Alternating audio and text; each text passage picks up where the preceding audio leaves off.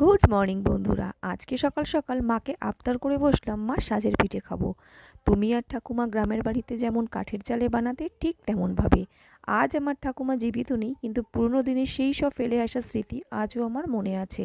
আমার মা আমার কথা শুনে ছাদে গিয়ে মাটির উনুন ধরিয়ে মাটির সাজে বানিয়ে দিল গরম গরম সাজের পিঠে। আর আমি ফ্রিজে থাকা খেজুরের গুড় দিয়ে পরম তৃপ্তিতে উপভোগ করলাম এই পিঠে। আগের দিন রাতে ভিজিয়ে রাখা চাল মিক্সিতে গুঁড়ো করে লবণ ও জল দিয়ে ব্যাটার বানিয়ে কি সুন্দরভাবে মা পিঠেগুলো বানিয়ে নিচ্ছিল। এতটাই সফট হয়েছিল, কি বলবো। মা কিন্তু মাই হয়, তাই আজও আমার মা কিন্তু আমার আবদার পূরণ করে। তো তোমাদের এই ভিডিওটা যদি ভালো লেগে থাকে বন্ধুরা, সাবস্ক্রাইব করে পাশে থাকবে। আর তোমরাও কিন্তু এইভাবে বানিয়ে নিতে পারো সাজের পিঠে। সকালের ব্রেকফাস্ট হিসাবে কিন্তু দারুণ একটা আইটেম।